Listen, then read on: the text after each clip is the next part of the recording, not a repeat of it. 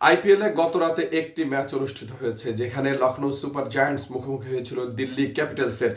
Lucknow super giants তারা 209 run করেছিল 8 wicket হারিয়ে। জবাব দিতে নেমে দিল্লি ক্যাপিটালস 19 ওভার 3 বলে মাত্র 3টি বল বাকি থাকতেই জয়ের বন্দরে নোঙর করে 211 রান করে 9 উইকেট হারিয়ে মাত্র 1 উইকেটে জয় লাভ করে। একটা মানে টান টান উত্তেজনাকর ম্যাচ তারা পকেটবন্দি করে। একটা ব্যাপার বলা ভালো যে বিগত বছরগুলোতে আইপিএলে যেভাবে আমরা রান দেখেছি 180, 90, 95 রান খুব হরহামেশা দেখেছি। এবারে কিন্তু 200 ঊর্ধ্ব রান হচ্ছে সেখানে। এবং যেটা আমরা পিএসএল এ সাধারণত দেখি যে 200 ঊর্ধ্ব রান তাদের কাছে মামুলি, 240, 45, 50 হয়। এবারে আইপিএল সেটা আমরা দেখছি 286 হয়ে গেছে, এর মধ্যে 242 হয়ে গেছে, আজকে 200 ঊর্ধ্ব রান চেজ হয়েছে। তো কে কত করলেন লখনৌ সুপার জায়ান্টসের হয়ে? তাসকিনের খেলার কথা ছিল সেই দলটাই একটু জানাই আপনাদেরকে। এইডেন মার্করাম 15 রান করেছিলেন 13 বলে। মিচেল মার্শ যিনি 36 বলে 200 স্ট্রাইক রেটে করেছিলেন 72 রান। নিকোলাস পুরান 30 বলে 75 রান, 250 স্ট্রাইক রেট তার। ঋষভ পন্থ অনেক দামি খেলোয়াড় এবং সর্বোচ্চ দামি খেলোয়াড়দের অন্যতম একজন তিনি। তাকে দলে নিয়েছে লখনৌ সুপার জায়ান্টস। কোনো রান করতে পারেননি। ডাক তিনি। এরপর ডেভিড মিলার 27, বাকিরা কিন্তু মোবাইল ডিজিট, কেউ এইভাবে রান করতে পারেননি। বোলারদের অবস্থা একটু বলবার আগে বলি যে প্রথম উইকেট 46 রানে পড়েছিল, দ্বিতীয় উইকেট 133 রানে, তৃতীয় উইকেট 161 রানে, চতুর্থ উইকেট 169, 177-এ পঞ্চম, 177-এ ষষ্ঠ, 194 সপ্তম, অষ্টম উইকেট 194 রানে। তো বলা যায় যে প্রত্যেকটা ব্যাটার কিন্তু আসার পরে কিছুটা হলেও থিতু হয়েছেন শুরুর দিকে এবং তারা কিছু ছোট ছোট জুটি গড়তে পেরেছিলেন।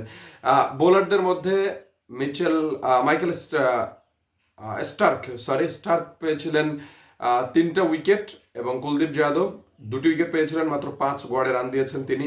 অক্ষর প্যাটেলও 6 গড়ে রান দিয়েছেন, কোনো উইকেট পাননি, 3 ওভার বল করেছেন। এবং মুকেশ কুমার 11 গড়ে রান দিয়েছেন, 1টি উইকেট তিনি পেয়েছেন। এবং নিপরাজ নিগম তিনিও 1টি উইকেট পেয়েছেন, 17 গড়ে রান দিয়েছেন, 2 ওভার বল করেছিলেন। জবাব দিতে নেমে মাত্র 19 ওভার 3 বলে জয়ের বন্দরে নোঙর করে, যেখানে ম্যাকগার্থ 1 রান করেছিলেন। ফাফ ডু প্লেসি 29 রান 18 বলে এবং অভিষেক পরেল তিনি কোনো রান করতে পারেননি। ডাক শুরুর দিকের ব্যাটাররা ধাক্কা খেলো, পরবর্তীতে এবার কিন্তু রান করা এখান থেকে শুরু। অক্ষর প্যাটেল তিনি টপ অর্ডারে ব্যাট করতে এসে, টপ মিডল অর্ডারে ব্যাট করতে এসে 22 রান করেছিলেন 11 বলে। এরপরে স্টাপস যিনি 34 রান করেছিলেন 22 বলে। আশুতোষ শর্মা 66 রান করেছিলেন 31 বলে, 260 স্ট্রাইক রেটে। স্টার্ক করেছিলেন 2, কুলদীপ যাদব 5 এবং 1 রান মোহিত শর্মা। এই হচ্ছে মোটামুটি। দেখুন প্রথম উইকেট পড়ে 2 রানের মাথায়, দ্বিতীয় উইকেট 2 রানে, তৃতীয় উইকেট 7 রানে। মানে কি একটা চাপ! মানে এইরকম চাপ নিয়ে এই ম্যাচ বের করা যায় সেটা কিন্তু আসলে দিল্লির ম্যাচ না দেখলে আপনার বুঝতে পারতেন না। 116-তে 3 উইকেট, 171-এ অষ্টম এবং 192 নবম উইকেট। তারপরে আরো 30টা রান করেছে তারা 10ম উইকেট জুটিতে, ঠিক মোহিত শর্মাকে সঙ্গে নিয়ে আশুতোষ শর্মা। তো অবশ্যই এইটা একটা আশুতোষের জন্য জীবনের একটা অবিস্মরণীয় ইনিংস হয়ে থাকবে। বোলারদের মধ্যে 2টো করে উইকেট পেয়েছেন শার্দুল ঠাকুর, এরপরে সিদ্ধার্থ, রাথি, বিষ্ণয় আমার খুব প্রিয় একজন খেলোয়াড়। তো এই যে মানে 200 ঊর্ধ্ব রান চেস করতে গিয়ে 7 রানের মধ্যে 3টি উইকেটের পতন, 192, নবম উইকেট শেষ, তারপরে ম্যাচ জেতা, এটা আসলে কিন্তু হরহামেশা মানে every day is not a Sunday, প্রতিদিনই হবে তা কিন্তু নয়। ম্যান অফ দ্য ম্যাচ হয়েছেন আশুতোষ শর্মা, এটা ডাউটলেস। 260 স্ট্রাইক রেটে 66 রান করা 31 বলে তিনিই হবেন। তো আইপিএল এর সকল খবরাখবর আমরা মাঝে মাঝে দেওয়ার চেষ্টা করব, আপনারা আমার সঙ্গে থাকবেন।